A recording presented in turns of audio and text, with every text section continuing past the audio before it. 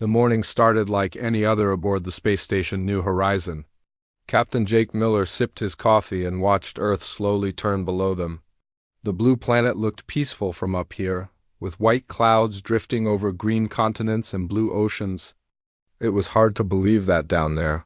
7 billion people were going about their daily lives, completely unaware that today would change everything. Lieutenant Amy Foster was running her usual checks on the station systems. When her screen lit up with alerts, she frowned and tapped her earpiece. "Captain Miller, you need to see this. We have unknown contacts approaching the system." Miller set down his coffee and walked to the main control room. The large screen showed dots moving toward Earth from deep space. Lots of dots. "How many ships, Amy?" 50 confirmed contacts, sir. They're big ones, too. Much larger than anything we have. Amy's fingers danced across her control panel. "They'll reach Earth orbit in about 6 hours. Miller felt his stomach tighten. Humanity had wondered for decades if they were alone in the universe. Now they had their answer, and it didn't look friendly. "Send an alert to Earth Defense Command. Tell them we have visitors."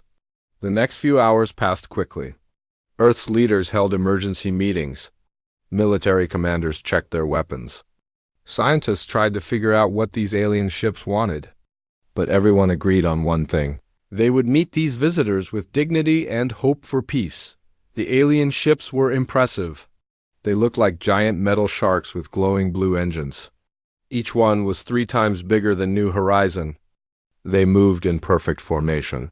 Like a school of deadly fish swimming through space, a communications signal came through, and Amy quickly worked to translate it.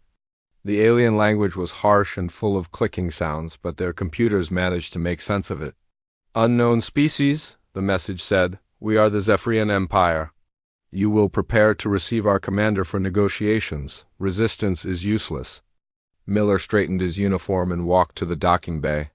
A small alien shuttle attached to their station with a loud clang. The airlock hissed open, and 3 beings stepped through. The Zephyrians were tall and thin, with gray skin that looked like leather. They had large black eyes and long fingers that ended in sharp claws. Their leader wore a red uniform covered in metal decorations. He walked with the confidence of someone who had never lost a fight. "I am Commander Zektar of the Zephyrian Fleet," the alien said through a translation device. His voice sounded like gravel being crushed. "You are the leaders of this primitive world?" "I'm Captain Jake Miller, representing Earth and humanity." Miller replied calmly. "Welcome to our system. We hope this can be a peaceful meeting." Commander Zektar looked around the station with obvious disappointment. He had expected to find advanced technology, impressive weapons, or at least signs of a strong military. Instead, he saw a simple space station with basic equipment and peaceful-looking humans. "Your species is weak," Zektar announced. "We have studied your world from a distance. You have small rockets that barely reach your moon. Your weapons are simple, chemical explosives. Your cities have no shields or defense systems." Amy watched from the control room, quietly recording everything. She had activated several hidden cameras and was sending the footage to military bases all over Earth. Her job was to gather intelligence, and these aliens were giving away a lot of information about their own capabilities. "We are a peaceful people," Miller said. "We explore space to learn, not to conquer. Perhaps we can share knowledge and become friends." The other Zephyrians laughed, making sounds like breaking glass. Commander Zektar stepped closer to Miller, towering over the human captain. "Friends, you misunderstand your situation, primitive being. The Zephyrian Empire has conquered 47 worlds. We take what we want." "And what do you want from Earth?" Miller asked. "Everything," Zektar replied without hesitation. "Your planet has good water and useful minerals. Your people can work in our mining operations. Your location will make a fine military base for expanding into this region of space." Miller felt anger rising in his chest, but he kept his face calm. "That's quite a demand. Surely we can find a better solution for everyone." "There is no negotiation," Zektar snapped. "You have 72 of your hours to surrender completely. Move all your people to designated areas. Disable any weapons you might have Prepare to transfer control of your planet to the Zephyrian Empire. And if we refuse? Miller asked quietly. Commander Zektar smiled, showing sharp teeth. Then we will demonstrate why the Zephyrian Empire rules over so many worlds. Our ships carry enough firepower to turn your cities into glass. Your primitive weapons cannot even scratch our shields. Amy continued recording from the control room. She had already sent emergency signals to dozens of hidden bases. All across the solar system, secret installations were receiving activation codes. The aliens had no idea what they had just walked into. 72 hours is not much time, Miller said. Humanity will need to discuss this carefully. May we have that time to consider our response? Zektar looked amused. You may have your time, primitive creature. Use it to say goodbye to your freedom. When we return, the Zephyrian Empire will own this system. The three aliens turned and walked back to their shuttle. Commander Zektar paused at the airlock and looked back at Miller. Do not attempt to run or hide.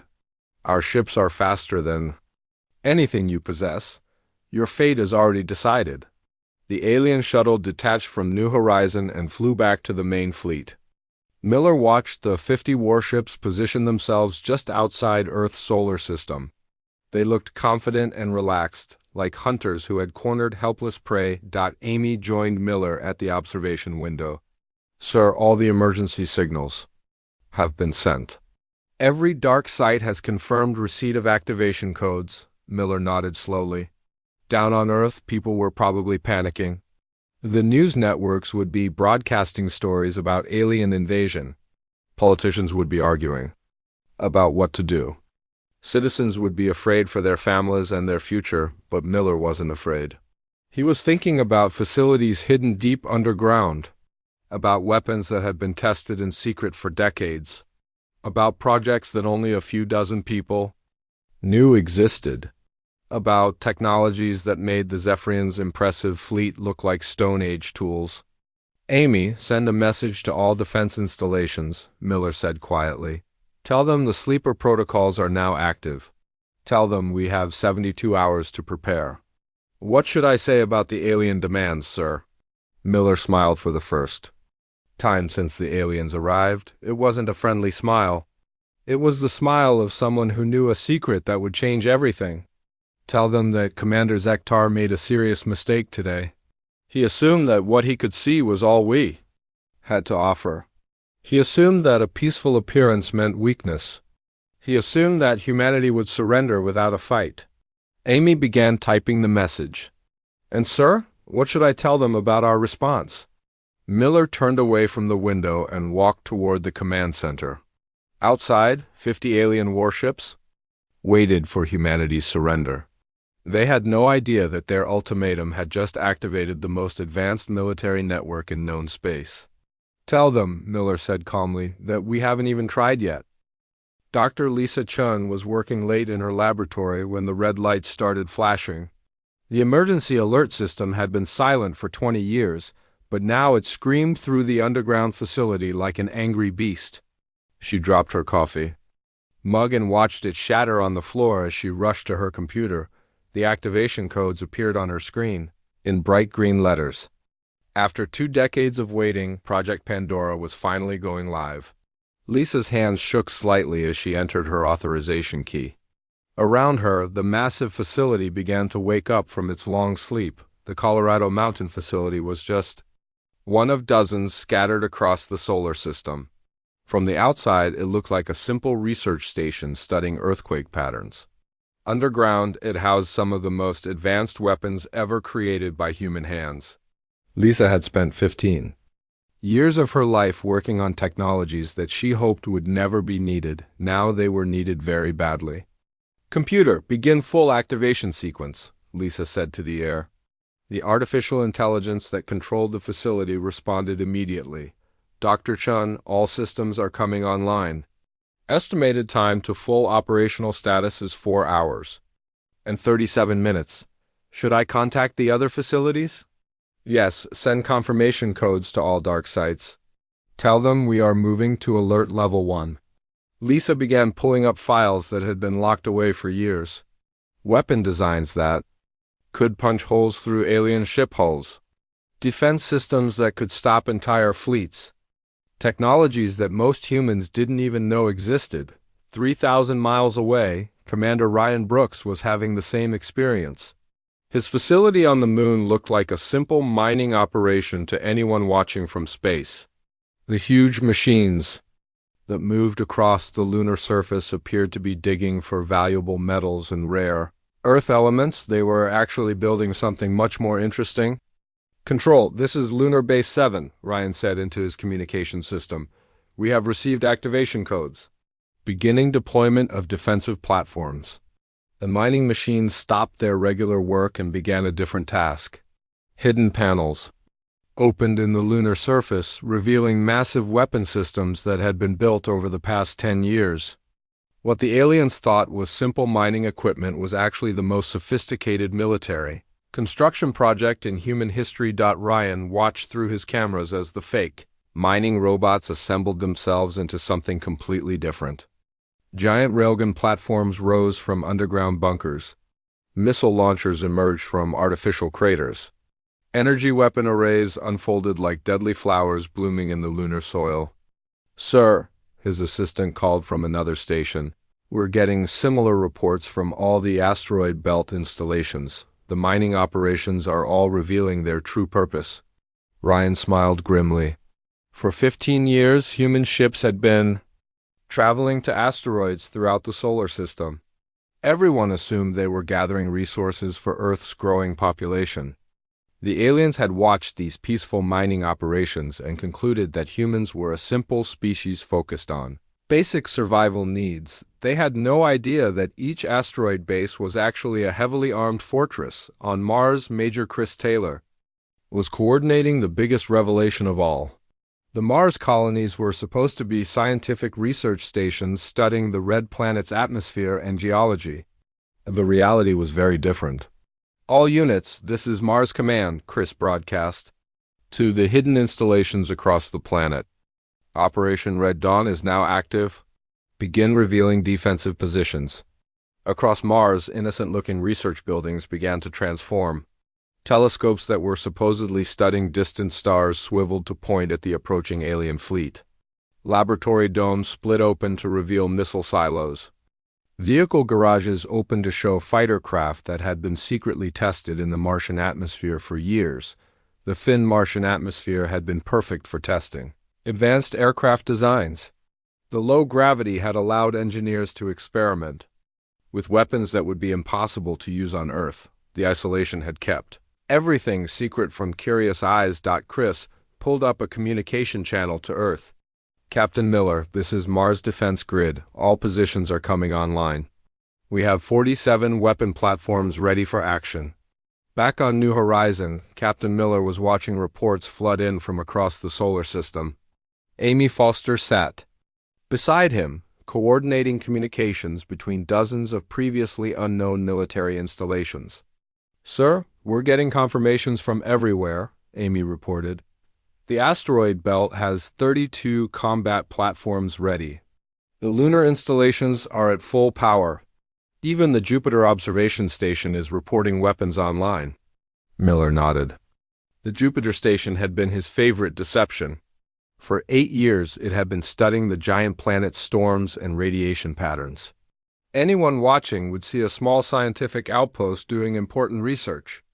They would never guess that it was actually a long-range detection and communication center, capable of tracking alien movements from halfway across the solar system. "What about the deep space monitoring stations?" Miller asked. "All reporting." "Ready, sir?"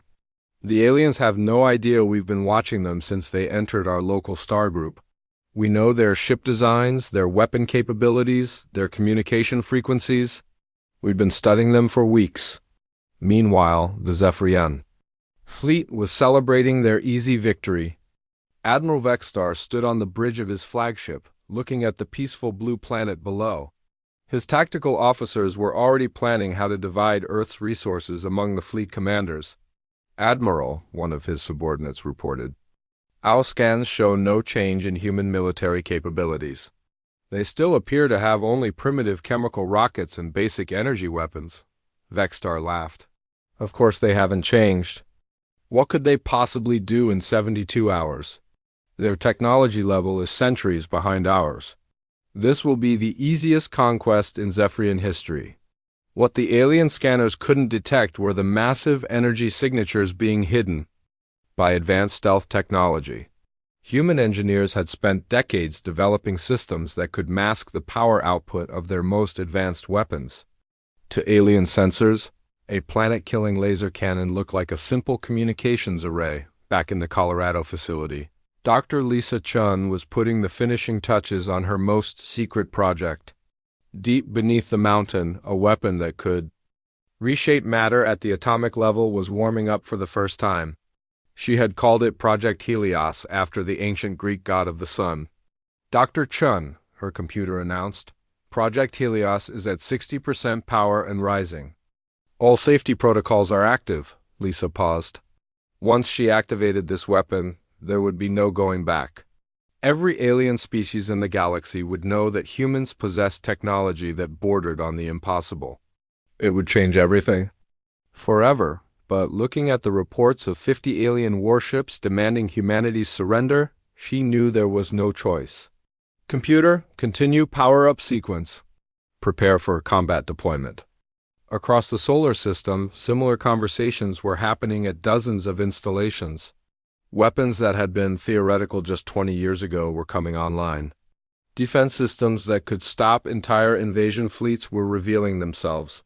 For the first time, the aliens thought they were dealing with a primitive species that had barely left their home planet.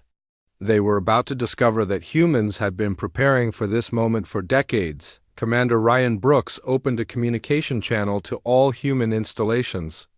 This is Lunar Defense Command to all units. The enemy fleet is maintaining position outside our system. They appear confident that we will surrender without a fight.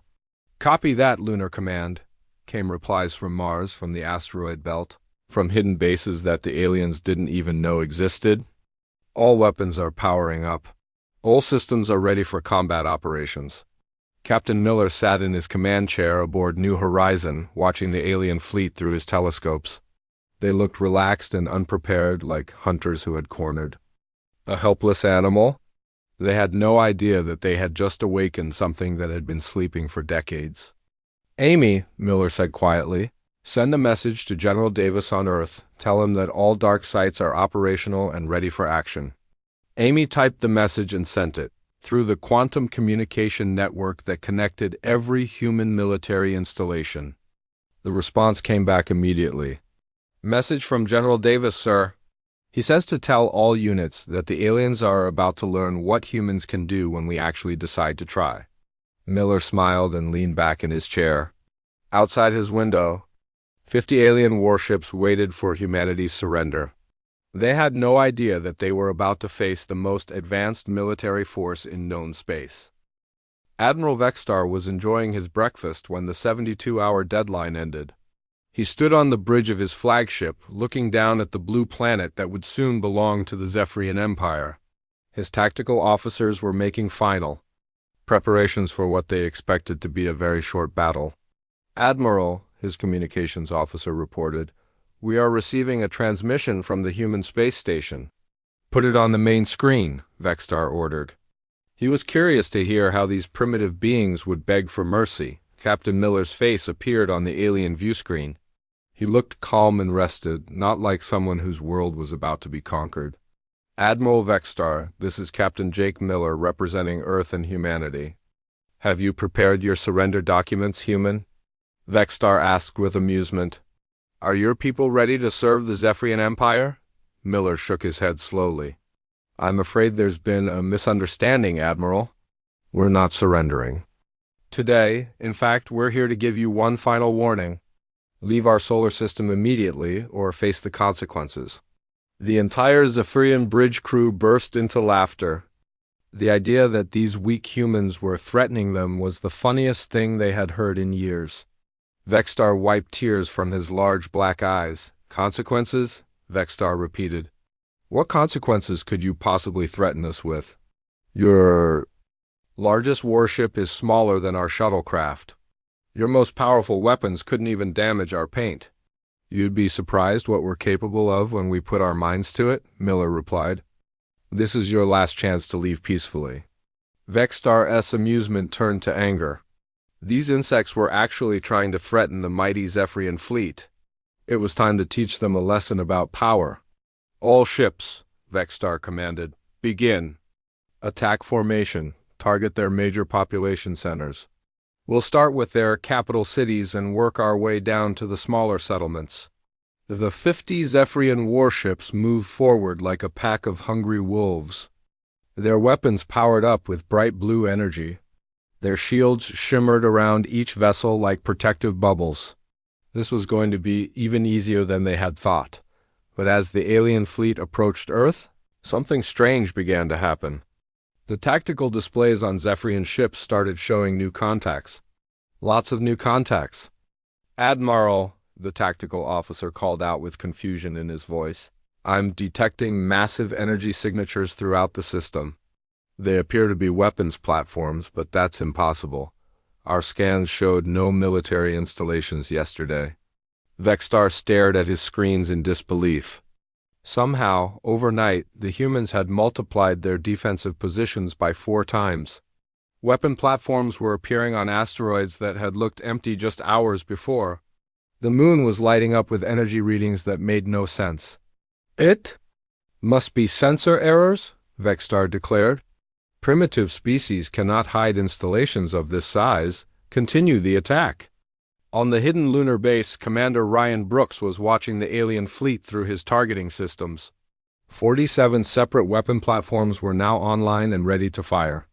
Each one had enough power to destroy a city. All lunar units. This is command, Ryan announced. We have permission to engage. Target the lead ships and fire on my mark. Lieutenant Kate Roberts sat at her control station in Armstrong Base, one of the lunar installations that had been disguised as a simple mining operation. Her fingers hovered over the firing controls. She had trained for this moment for 5 years, but she had never expected it to actually happen. Lunar Command, this is Armstrong Base. We have target lock on 6 enemy vessels. Weapons are charged and ready. All stations report ready, Ryan confirmed. On my mark, 3, 2, 1. Fire. The moon lit up like a small sun as 47 advanced weapons fired simultaneously. Beams of concentrated energy lanced across space toward the Zephyrian fleet. The aliens barely had time to realize what was happening before the first salvo hit their ships. The lead Zephyrian vessel disappeared in a ball of white fire. Its shields, designed to stop conventional energy weapons, collapsed instantly under the focused assault of weaponized particle beams. 2 more ships exploded as their hulls were torn apart by exotic matter projectiles that ate through metal like acid. Impossible.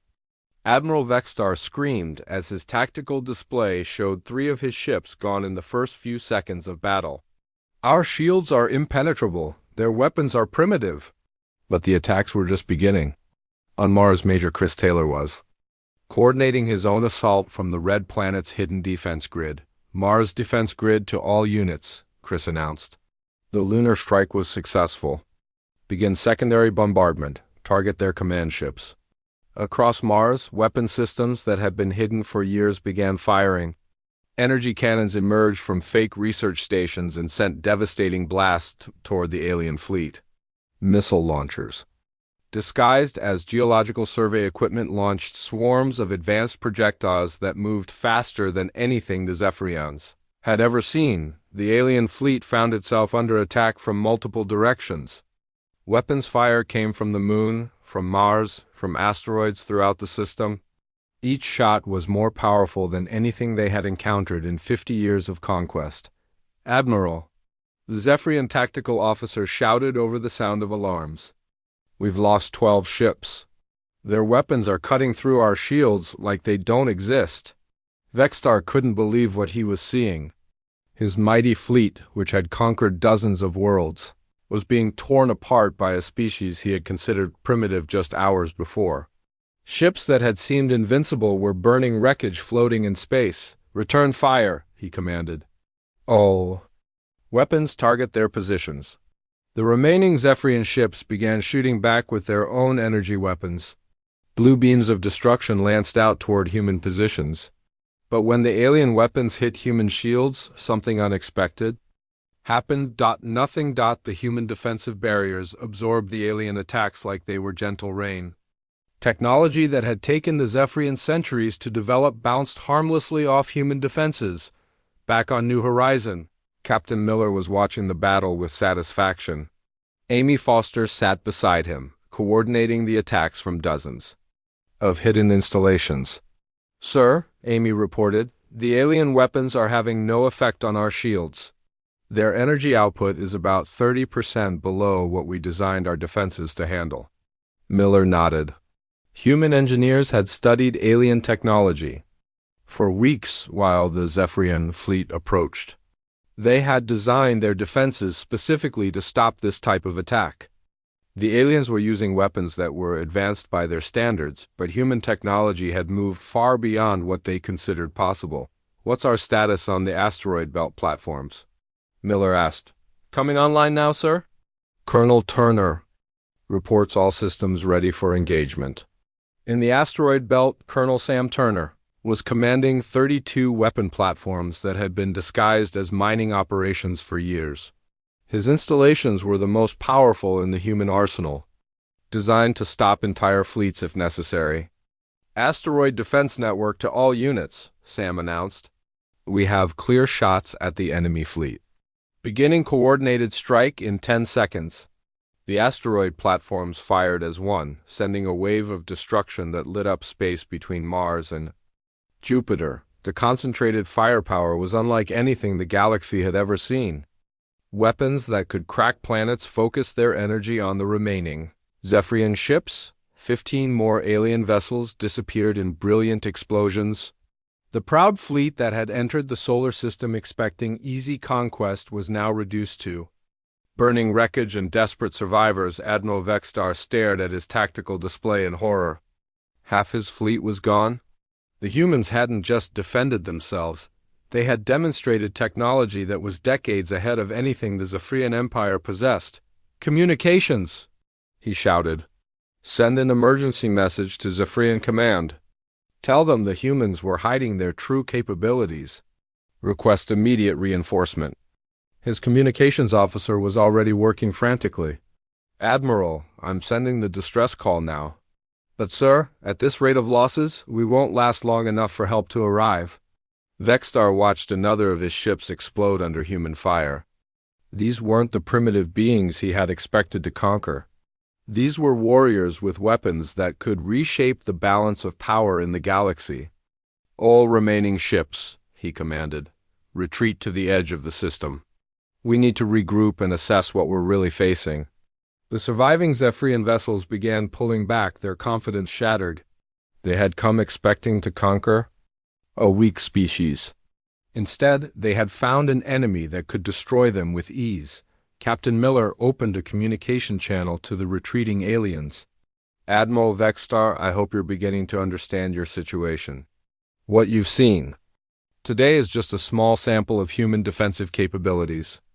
Vextar's face appeared on the screen, his confidence replaced by fear and confusion. "What are you?" "Your species appeared primitive just days ago," Miller smiled calmly. "We're exactly what we've always been, Admiral. You just made the mistake of thinking that what you could see was all we had to offer. The truth is, we haven't even tried yet." The Emergency Council meeting of the Galactic Confederation had never seen anything like this before. Representatives from 12 different alien species sat around the massive circular table, all staring at the holographic display showing the destroyed Zephyrian ships floating in Earth's solar system. Council leader Mordek, a tall being with purple skin and 4 arms, spoke first. "Admiral Vextar, explain to us how half of your fleet was destroyed by a species we classified as primitive just 1 week ago." Admiral Vextar stood before the council, his gray skin pale with shame and fear. The proud warrior who had laughed at human threats now looked like a broken creature. "Council leader, the humans were hiding their true military capabilities. Their weapons are unlike anything we have encountered before. Impossible, declared General Crix of the Fanner Empire. His insect-like features clicked with disbelief. Our intelligence reports showed that humans barely had spaceflight. They were using chemical rockets and basic energy weapons. That's what they wanted us to see, Vexstar replied. Their real weapons can cut through our best shields like paper. They have installations throughout their solar system that we never detected. Somehow, they hid massive military bases on asteroids, moons, and planets. Commander Zeleth of the Crystalline Collective leaned forward with her diamond-like body sparkling. Even if they have better weapons than expected, numbers will defeat them. Send more ships. Mordek nodded slowly. The Confederation has never been challenged by a single planet species. We will send 3 additional fleets to this Earth system. Surely, overwhelming numbers will end this threat quickly. Within hours, 3 more alien fleets were heading toward Earth. The Fanner Empire sent 40 warships filled with their best soldiers. The Void Hunters contributed 35 ships equipped with weapons that could drain energy from enemy vessels. The Collective added 50 ships with crystal-based technology that could adapt to any attack. General Paul Davis stood in the underground command center beneath the Pentagon, watching the reports come in from deep space monitoring stations. The walls around him were covered with screens showing alien ship movements, human defensive positions, and tactical analyses.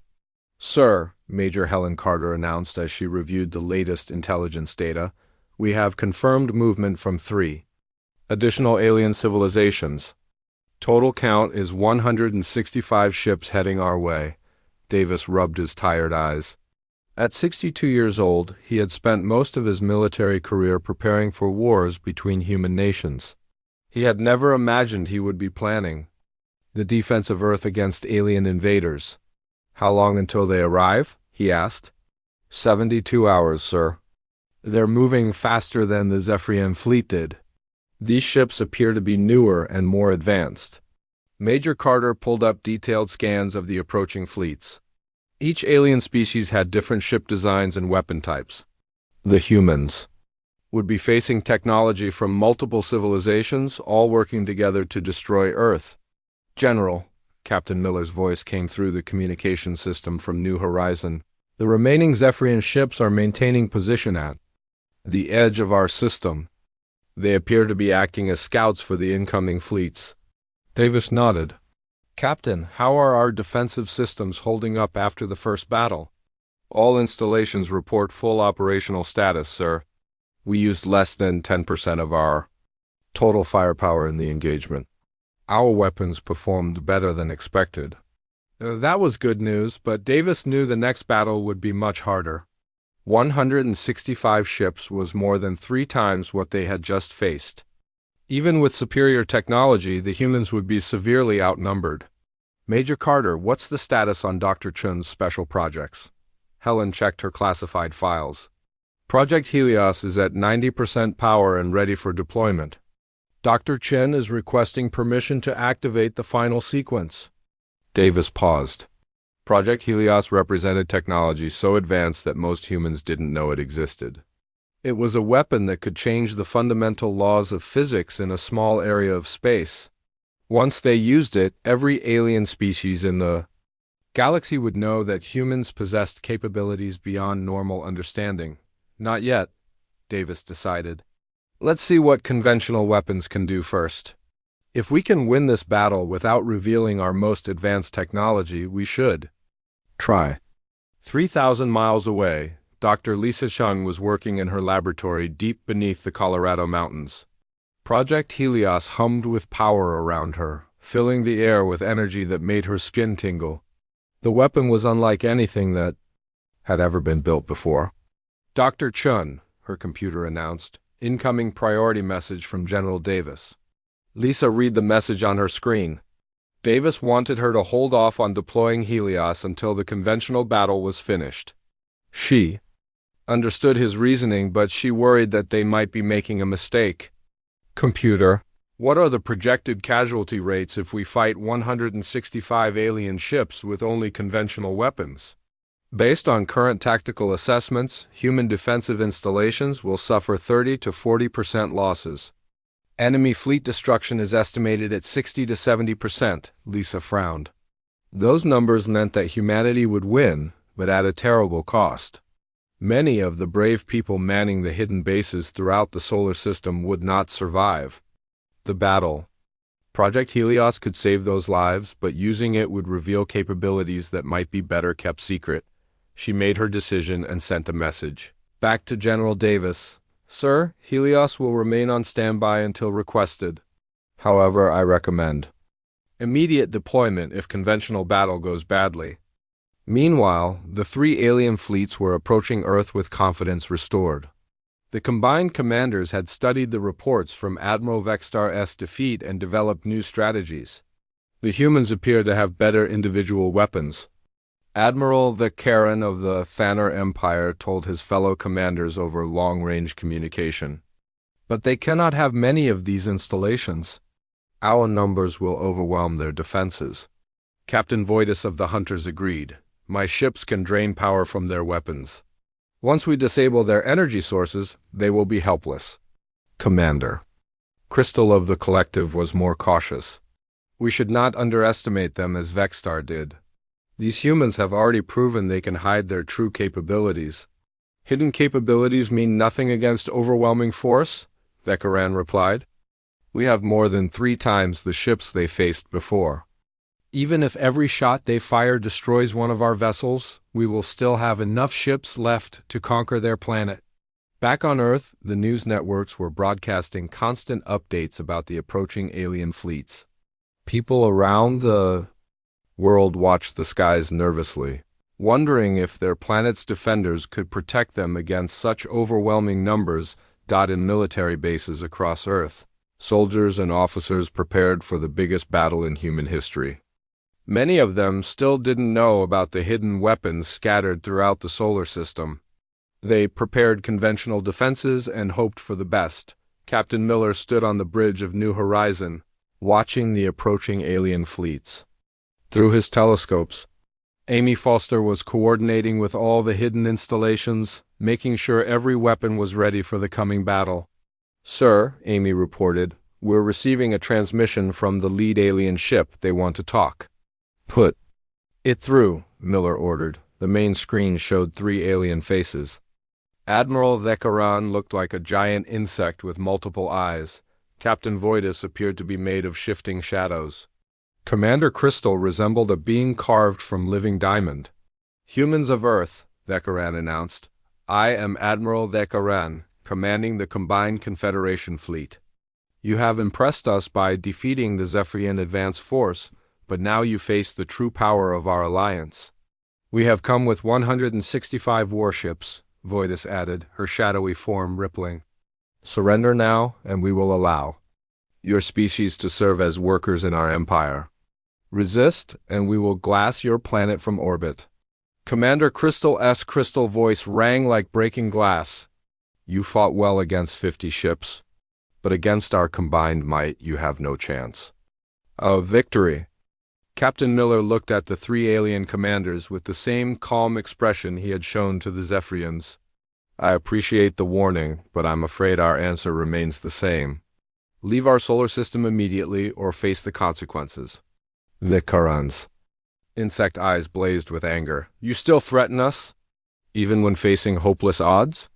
Admiral, Miller replied quietly, you're making the same mistake the Zephyrians made. You think what you've seen so far represents our full capabilities. You think 50 destroyed ships means we've used our best weapons. The 3 alien commanders looked at each other with confusion. What could these humans possibly have left to surprise them with? Miller continued, the truth is, in our last battle, we were holding back. We wanted to see what your standard technology could do. We wanted to test our basic defenses against your attacks. What you saw was us barely trying. Impossible. Vextaran shouted. No species could hide that level of military capability. You're about to find out just how wrong you are, Miller said calmly. Because unlike our last encounter, this time we actually need to try a little bit. And trust me, you're not going to like what happens when humans put in some effort. The combined alien fleet spread across Earth's solar system like a dark cloud of death. 165 warships took positions around the human homeworld, their weapons charged and ready. The alien commanders felt confident that, this time, overwhelming numbers would crush any resistance. Admiral Vekaran stood on his flagship bridge, watching his tactical display with satisfaction. "Begin the attack," he commanded. "Target their defensive installations first.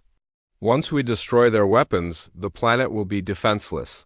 The massive alien fleet moved forward in perfect formation. Energy weapons powered up with different colors: blue from the Zephyrians, red from the Thanner Empire, green from the Void Hunters, and white from the Crystalline Collective. It was the largest military force ever assembled in this region of space. But as they approached Earth, something unexpected happened. The humans weren't running or hiding. Instead, every defensive installation in the solar system powered up at the same time. The energy readings were so massive that they overloaded alien sensors across the fleet. Admiral Vikaran, as tactical officer, called out in alarm. "The energy signatures are off the charts. They have 4 times more installations than we detected before." Vikaran stared at his screens in disbelief. Somehow, the humans had revealed even more hidden bases. Weapons platforms appeared on asteroids that had looked empty just hours before. The moons of Jupiter lit up with defensive systems. Even the outer planets showed military installations that defied explanation. "Impossible," Dakaran muttered.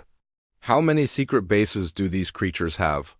On Earth, General Paul Davis stood in his command center, watching reports flood in from across the solar system. Every hidden installation that humanity had built over the past 20 years was now online and ready for battle. "Sir," Major Helen Carter announced, "all defensive positions report ready." "We have over 200 weapon platforms active throughout the system," Davis nodded grimly. "And the special projects?" "Dr. Chun reports Project Helios is ready for immediate deployment. She's requesting permission to engage." Davis looked at the tactical display showing 165 alien ships approaching Earth.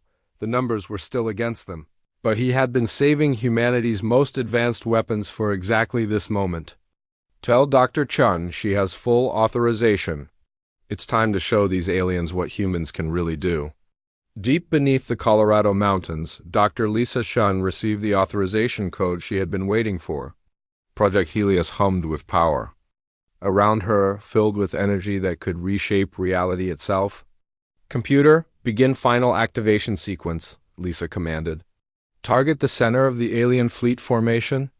"Dr. Chun," her computer responded, "Project Helios is now at full power.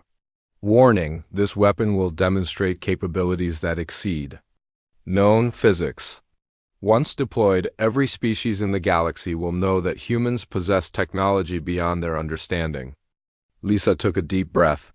Once she pressed the activation button, there would be no going back. Humanity would reveal that they had mastered forces that other civilizations thought were impossible. "Do it," she said quietly, the weapon fired God Project. Helios didn't create an explosion or send out energy beams like conventional weapons.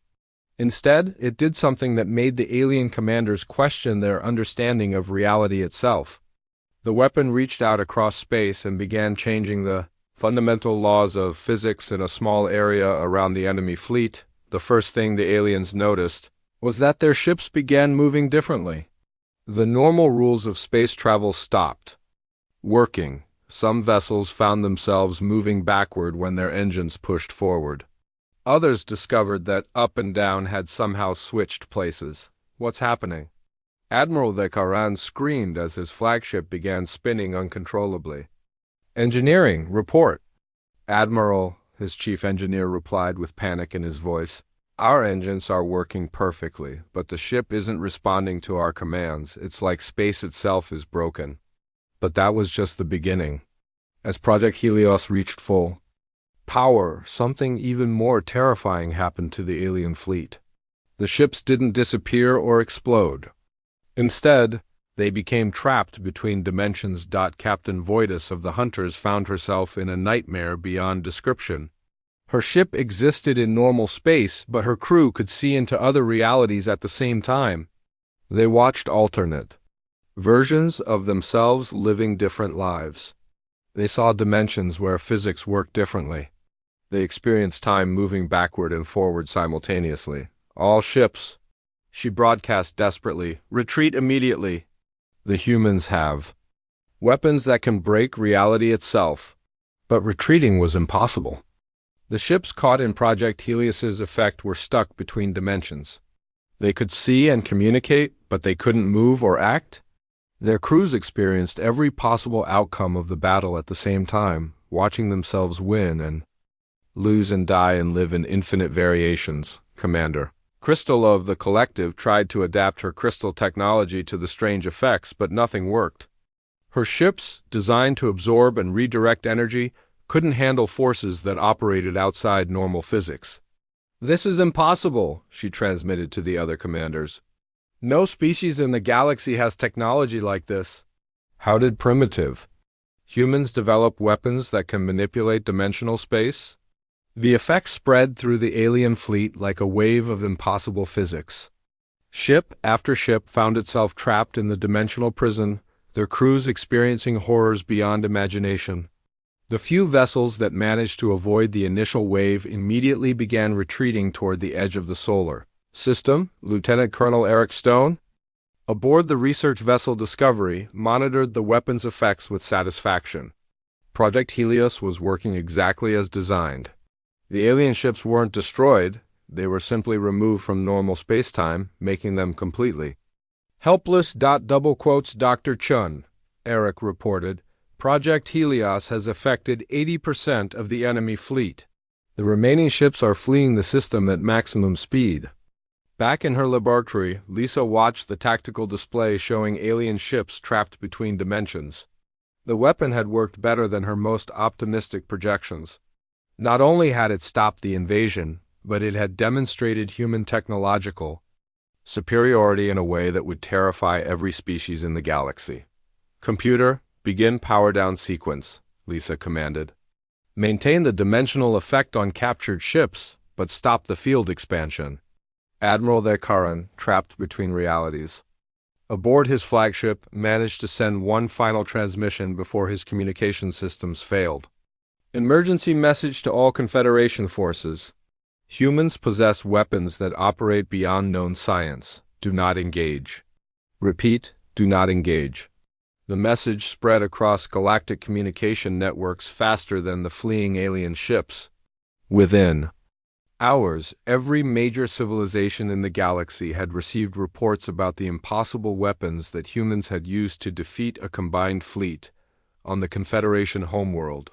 Council leader Morda stared at the reports with growing horror. The humans hadn't just won a battle, they had demonstrated technology that challenged everything the galaxy thought it knew about physics and warfare. "Send an immediate message to the human leadership," Morduk ordered his communications staff. "Tell them the Galactic Confederation formally requests peace negotiations. Offer them full membership with a permanent seat on the ruling council." The message reached Earth within hours. General Davis read it in his command center, surrounded by staff officers who were still processing what had just happened. "Sir," Major Carter reported, "we're receiving similar messages from 18 different alien civilizations. They're all requesting peace treaties and offering various forms of alliance." Davis allowed himself a small smile. The plan had worked perfectly. Humanity had revealed just enough of their true capabilities to ensure peace without showing everything they could do. Captain Miller, watching from New Horizon as the remaining alien ships fled toward deep space, opened a communication channel. To Dr. Chun, "Dr. Chun, outstanding work. How much of our total capability did we just demonstrate?" Lisa's voice came back through the quantum communication system. "Captain, Project Helios represents approximately 5% of our most advanced weapons research. The aliens have no idea what other capabilities we've developed." Miller nodded with satisfaction. The galaxy now knew that humans were not to be underestimated, but they still had no idea about the truly devastating weapons that remained hidden. Projects that could reshape entire star systems. Defenses that could stop galactic invasions. Technologies that bordered on the godlike. 6 months later, Ambassador Lisa Chun sat in the Galactic Confederation's Grand Council chamber on the distant world of Nexus Prime. The other species treated her with a mixture of respect and barely concealed fear. They had learned that humans possessed weapons that could alter reality itself, and they wondered what other secrets humanity was hiding. Ambassador Chun, Council Leader Mordick said carefully, the Confederation is honored to have humanity as members. We hope this marks the beginning of a long and peaceful relationship between our species. Lisa smiled diplomatically. We're pleased to join the Galactic Community Council Leader.